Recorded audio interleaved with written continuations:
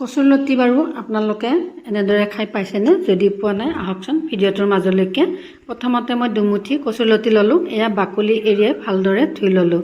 লগতে মই অকণমান কুমলীয়া পানীত এয়া বহাই দিলোঁ। অকণমান হাফ বইল কৰি ল'ম। এইখিনি মই ধুনীয়াকৈ উতলি অহাৰ পিছত অকণমান সিজাৰ পিছত এনেদৰে উঠাই ৰাখিলোঁ। পানীখিনি যাবলৈ দিম। প্ৰথমতে মই কেৰাহীখন বহাই দিলোঁ আৰু মিঠাতেলো দিলোঁ অকণমান জোখমতে।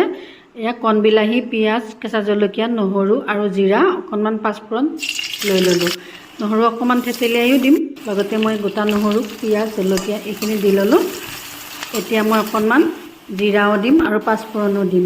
লগতে এইখিনি মই শেষত দিলোঁ। প্ৰথমতে দিলে অকণমান জ্বলা জ্বলা ভাৱ হয়, গতিকে মই এয়া কচুৰ লতিখিনিও বহাই দিলোঁ। এয়া ভালদৰে লৰাই দিয়াৰ পিছত নিমখ, হালধি এনেদৰে দিলোঁ। অকণমান মই জালুকৰ গুড়িও দিছিলোঁ, ভিডিঅ'টো কৰিব নহ'ল। এয়া মই কণ বিলাহীখিনিও দি দিলোঁ। লগতে এয়া মাছৰ মাথাখিনিও দিলোঁ। অকণমান শুকান মাছো দিম। এনেদৰে বনালে সঁচাকৈ খাবলৈ খুব ভাল হয়। পানী দিব নালাগে, কণ বিলাহীৰ পানীৰে ধুনীয়াকৈ সিজি যায়। শেষত মই এয়া নৰসিংহৰ পাত দিলোঁ, ধনিয়া নথকাৰ বাবে। আপোনালোকে ধনিয়াও দিব পাৰে। এইখিনি হৈ গ'ল। এনেকৈ মই ৰেডি কৰিলোঁ। ৰুটিৰ লগত বা ভাতৰ লগত সঁচাকৈ খাবলৈ ভাল লাগে। ভিডিঅ'টো শ্বেয়াৰ কৰিব পাৰিলে